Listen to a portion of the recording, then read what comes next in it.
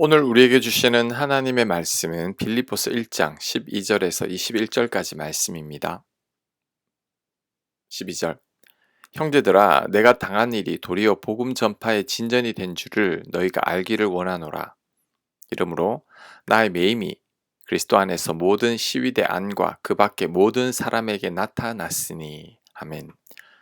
바울은 자신이 당한 일로 인해 복음 전파의 진전이 되었다고 말합니다. 여기서 바울이 당한 일은 바울이 로마 감옥에 갇힌 것을 말합니다.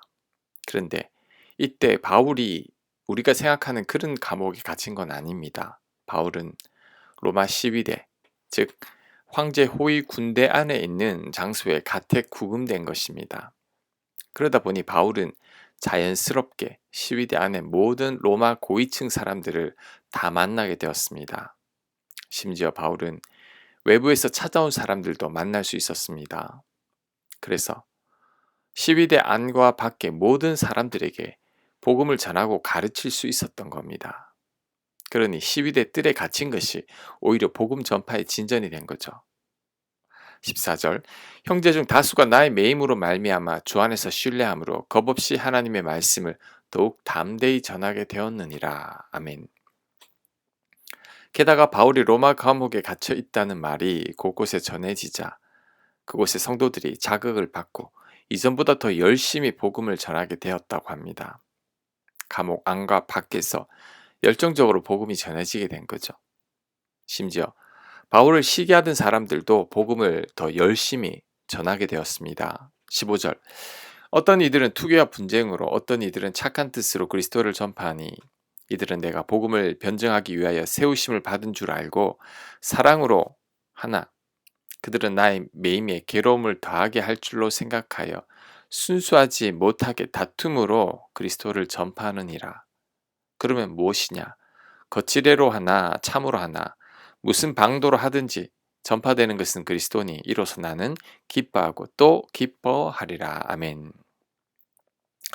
당시에 바울을 대적하는 유대인 그리스도인들이 많았는데 이들에게 바울은 눈에 가시와 같았죠. 그런데 바울이 갇혔다는 소식이 전해지자 이들은 기뻐함으로 복음을 전했습니다. 바울을 이기겠다는 경쟁하는 마음으로 복음을 전파하게 된 거죠. 결국 바울을 포함한 다른 모든 이들이 다 열심히 복음을 전하게 된 것입니다. 이 소식을 듣자 바울이 심히 기뻐합니다. 바울을 시기하는 마음으로 복음을 전하든지 바울을 사랑하는 마음으로 복음을 전하든지 어떤 방도로든 복음이 잘 전파되니 바울은 너무 기쁘다고 고백합니다.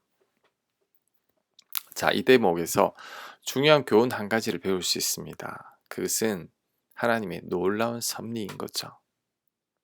하나님은 바울의 감옥 생활을 통해서도 계속해서 하나님의 일을 하고 계셨습니다. 요셉도 생각납니다. 요셉은 형들이 애굽의 노예로 팔았지만 하나님은 그 악을 통해서도 요셉을 보디발의 집으로 인도하셨고 보디발 아내의 악을 통해서도 감옥에서 술관원장을 만나게 하셔서 결국 요셉이 애굽의 총리가 되게 하셨죠. 그렇다면 우리도 심한 고난과 이해할 수 없는 환난 속에서 하나님의 놀라운 섭리를 생각해야 합니다. 바울과 요셉을 통해 역사하신 하나님의 손길을 믿어야 합니다. 합력해서 결국은 선이 되게 하시는 하나님을 온전히 믿어야 합니다. 그럴 때 그 어떤 경우에도 절대 낙심하거나 불평하지 않게 될 것입니다. 왜냐하면 하나님의 섭리는 최악의 상황을 최선의 상황으로 바꾸시기 때문이죠. 만약에 바울이 이런 하나님을 온전히 신뢰하지 못했다면 자신이 감옥에 갇힌 것에 대해 하나님을 원망할 수도 있었을 겁니다. 자신이 복음을 전하기 위해 열심을 다하는데 왜 이런 일이 생기냐고 불평할 수도 있었을 겁니다. 하지만 바울은 그렇게 하지 않았죠. 왜냐하면 하나님의 놀라운 섭리를 믿고 있었기 때문입니다. 합력하여 선을 이루시는 하나님을 믿었기 때문이죠. 그래서 감옥 속에서도 감사와 기쁨이 넘쳐나고 있습니다. 게다가 바울은 하나님의 섭리를 온전히 믿고 있었기에 원수 같은 사람들도 다 품고 있죠. 바울은 대적자들을 미워하지 않았습니다. 오히려 기뻐하고 있죠. 요셉도 형들을 원망하지 않았습니다. 왜냐하면 그들을 통해 역사하시는 하나님의 손길을 믿었기 때문이죠. 마찬가지로 우리들도 나를 힘들게 하고 괴롭힌 사람들이 있겠지만 그들을 통해서 역사하신 하나님의 손길을 알게 된다면 미워하는 마음이 그치게 됩니다. 바울과 요셉처럼 그들도 품게 됩니다. 왜냐하면 그들도 나를 위한 하나님의 섭리로 보기 때문이죠. 나를 성장시키고 성숙시키기 위한 하나님의 손길로 보기 때문입니다. 그러니 우리는 눈에 보이는 것만으로 세상을 보고 해석해서는 안 됩니다. 힘든 현실과 내가 당한 것만을 생각해서도 안 됩니다. 그렇게 되면 세상 사람들과 다를 바가 뭐가 있습니까? 세상 사람들처럼 계속해서 불평과 원망과 미움 속에서 살게 될 뿐입니다. 우리는 바울이나 요셉처럼 다르게 생각해야 하고 하나님의 섭리 속에서 모든 일들을 봐야 합니다. 그래서 모든 일과 모든 사람들 속에서 하나님의 놀라운 섭리가 담겨져 있음을 굳게 믿어야 합니다. 그럴 때 감옥에 갇힌 것 같은 현실 속에서도 기뻐하고 감사할 수 있습니다. 도저히 용서할 수 없는 원수 같은 자들도 품을 수 있게 되는 것입니다. 19절 이것이 너희의 간구와 예수 그리스도의 성령의 도우심으로 나를 구원에 이르게 한 줄 아는 거로. 자, 여기서 너희의 간구와라고 했는데 이것은 바울이 감옥에 있으니 성도님들이 기도하는 것을 말합니다. 그다음 예수 그리스도의 성령의 도우심으로. 자, 이것은 감옥에 있을 때 성령께서 바울을 도우신 것을 말합니다. 그래서 바울은 자신이 풀려나게 될 줄로 믿고 있다는 거죠.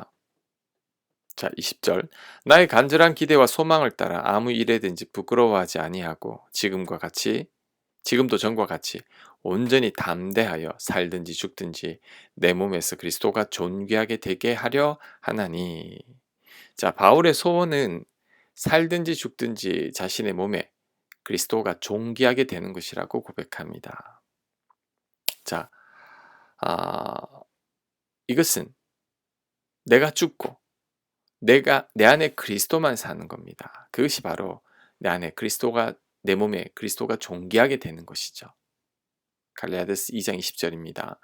내가 그리스도와 함께 십자가에 못 박혀 죽었나니 그러지 이제는 내가 산 것이 아니요 내 안에 그리스도께서 사신 것이라. 이 고백이 그리스도가 존귀하게 되는 것입니다.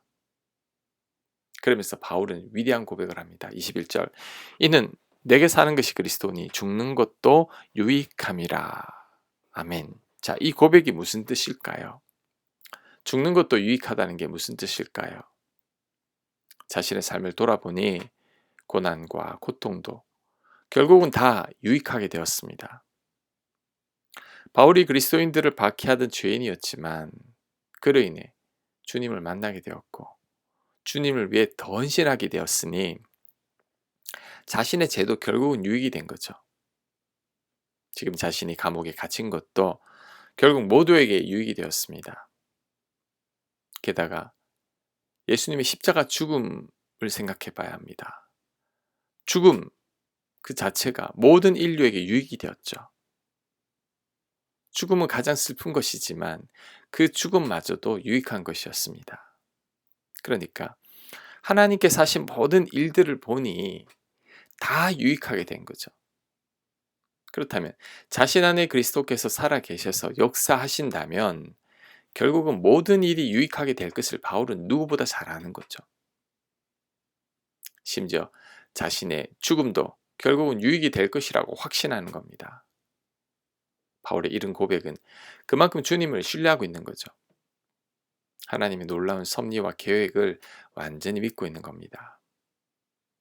자, 우리도 이런 확신을 가져야 합니다. 내 안에 주께서 거하신다면 나를 향한 주님의 계획과 섭리는 완벽한 것입니다. 나를 위한 가장 유익한 것인 거죠. 우리는 이 사실을 확실히 믿기만 하면 됩니다. 그럴 때 우리 안에서 벌어지는 모든 일들 속에서 우리는 감사할 수 있습니다. 안 좋은 일, 나를 힘들게 하는 일, 나를 괴롭히는 사람들 속에서도 우리는 기뻐할 수 있습니다. 왜냐하면 하나님께서 결국은 다 나를 유익하게 하실 것이기 때문이죠. 결국은 합력해서 선이 될 것이기 때문입니다. 하나님의 놀라운 섭리를 믿기 때문이죠.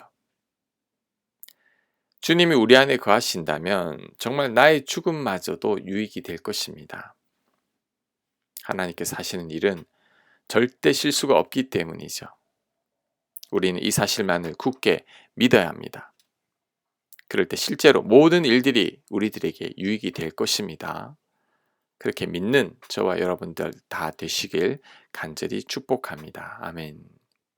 하나님, 도저히 이해할 수 없는 상황 속에서도 하나님의 섭리와 손길을 믿게 하옵소서. 결국은 나에게 유익이 될 것을 믿게 하여 주시옵소서. 예수님 이름으로 기도합니다. 아멘.